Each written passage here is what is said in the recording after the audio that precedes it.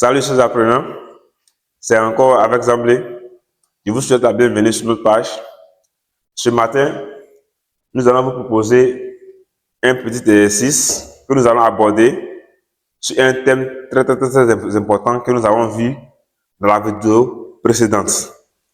Et ce thème, c'est ce que vous voyez tout juste au tableau.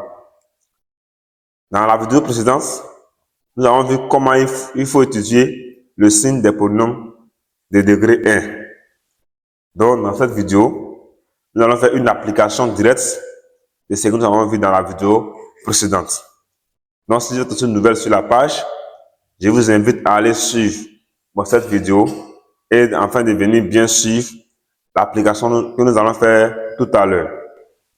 Donc, chers amis, sans plus tarder, nous allons passer à l'objet du jour. Donc ici, on vous donne, tout comme je l'ai déjà dit, nous avons déjà fait un bref résumé dans la vidéo passée. Et c'est ce résumé que vous voyez figurer derrière moi sur le tableau. Donc, mais là-bas, vous pouvez voir l'image, mais ce qui est très important, il faut aller au moins attirer ou bien voir l'explication encore en détail. Il est dit d'étudier le signe du polynôme P de x, qui est aussi un polynôme de degré 1. P de x qui est égal à quoi? Moins 2x plus 1. Moins 2x plus 1. Si vous remarquez très bien, le polynôme P de x ici est un polynôme de quel degré? Tout comme nous venons de voir dans la vidéo précédente, le polynôme P de x ici n'est rien d'autre qu'un polynôme de degré 1. Et ici, je peux donc identifier mon A et mon B. Nos polynômes de degré 1 que nous avons vu, c'était donc la forme générale. Et si tu comprends bien la forme générale, tu peux donc appliquer à chaque cas de façon particulière. Donc ici, dans ce polynôme, je vais identifier mon A et mon B. Voici la forme du polynôme de premier degré que nous avons vu dans la vidéo précédente que vous voyez ici. C'est la forme de AX plus B. AX plus B. Ici, je peux donc identifier mon A. Mon A, c'est le coefficient qui multiplie le monome en X dans cette expression. Et le B, c'est une constante. Voilà pourquoi il était bien noté que le A qui est là devait être différent de 0. Donc ici, mon A c'est moins 2. Parce que c'est moins 2 qui multiplie le monome en X dans cette expression de pronom P. Et mon B ici n'est rien d'autre que le 1. Ouais. Donc, il était dit quoi? Pour étudier le signe de pronom de premier degré, ou bien de second degré, 3 degrés, il faut toujours chercher d'abord un 0 ou bien des 0 du polynôme en question. Et dans la vidéo précédente, vous avez vu comment il faut chercher le 0 d'un polynôme. Donc, ici, on ne va pas encore répéter ça ici. C'est pourquoi je vous invite d'aller suivre les vidéos précédentes. Donc ici, on voit déjà notre forme. Et le 0 de notre polynôme P de x en question ici, pour trouver son 0, il faut donc résoudre l'équation P de x égale à 0. Donc ici, cherchons un 0 de P dans notre cas particulier. Cherchons un 0 de P dans notre cas particulier. Donc, on va dire quoi? Il est dit que les fonctions polynômes sont définies sur R. Donc, quel que soit x appartenant à R, on va donc résoudre l'équation P de x égale à 0. En résolvant l'équation P de x égale à 0, je remplace le P de x par son expression, c'est-à-dire moins 2, 10 plus 1 égale à 0. Maintenant, comme il faut résoudre ça, pour pouvoir arriver à résoudre cette équation, je vous invite à aller regarder la vidéo précédente. Mais ici, nous allons donc donner la solution. Donc ici, mon x, c'est égal à 1 demi, tout simplement.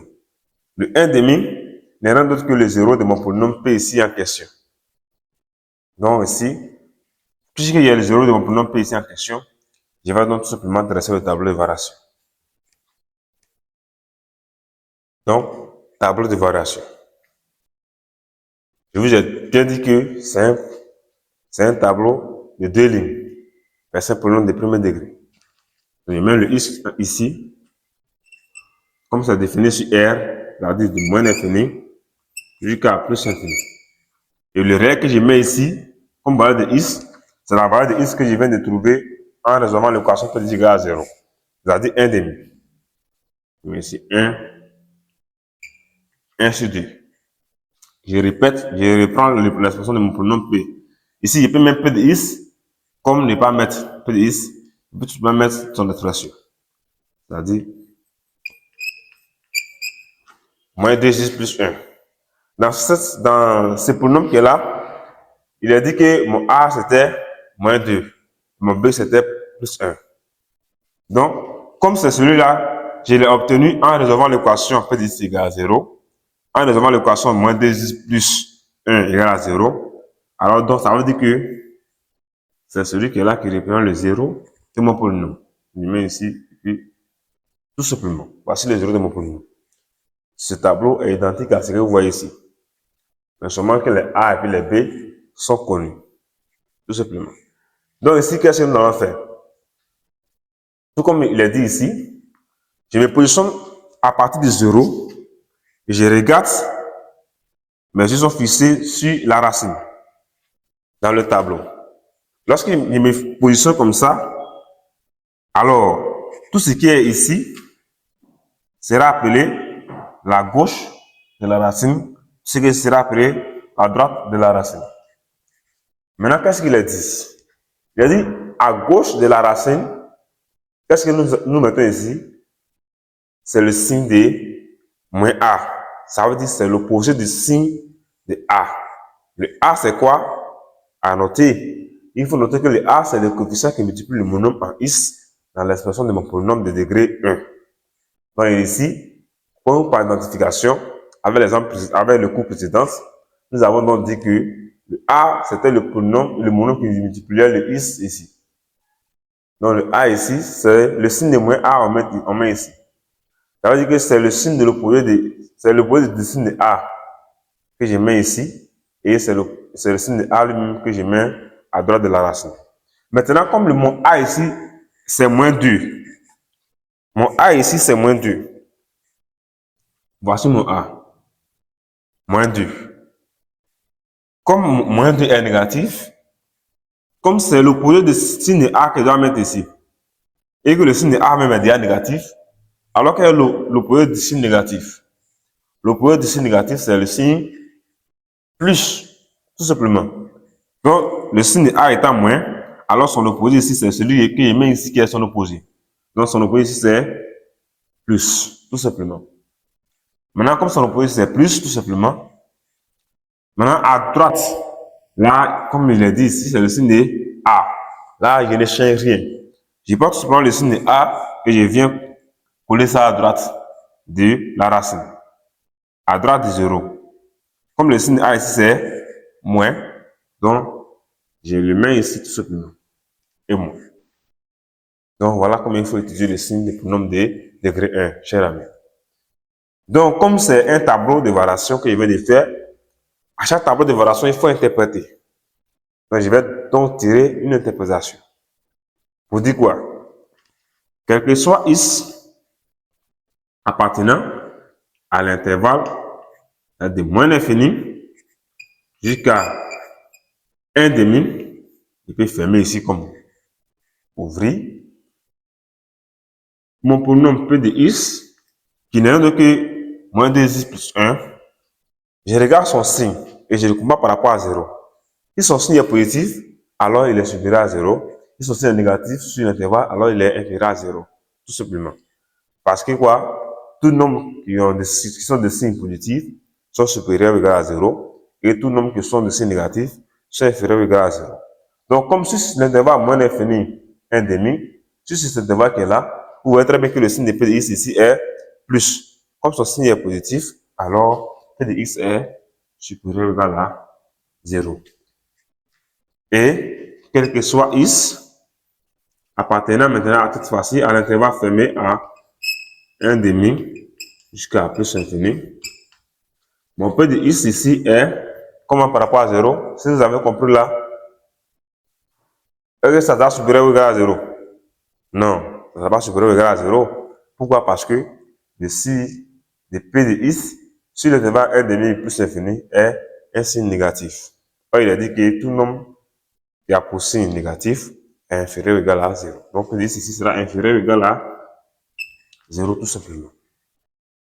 Donc, chers amis, une chose aussi à noter et très importante à faire. Une remarque. Parce que, comme j'ai fermé l'intervalle ici en 1,5, voilà pourquoi j'ai mis l'inégalité large, c'est-à-dire supérieur ou égal. Si l'intervalle était ouvert à 1,5, je n'allais pas mettre cette inégalité. J'allais plutôt mettre strictement supérieur.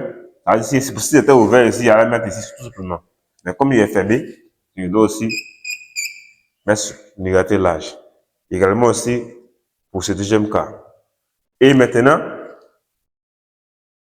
cette fois-ci, il n'y a pas dit quelque chose. Pour x maintenant égal à 1,5, cette fois-ci c'est pour x égal à 1,5. Mon P de x égale à combien? C'est la valeur qui est ici, égale à 0. Tout simplement. Voilà donc l'interprétation de nos tableaux de variation que nous allons faire ici. Donc, chers amis, bon, c'était moi, et c'était la chaîne Savant Uselog.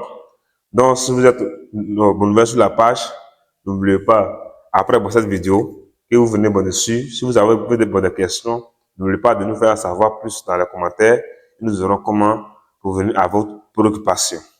Donc, si vous êtes nouvelle sur la page, n'oubliez pas de vous abonner, d'activer la cloche de notification afin de suivre nos prochaines vidéos pour une meilleure compréhension pour les sciences.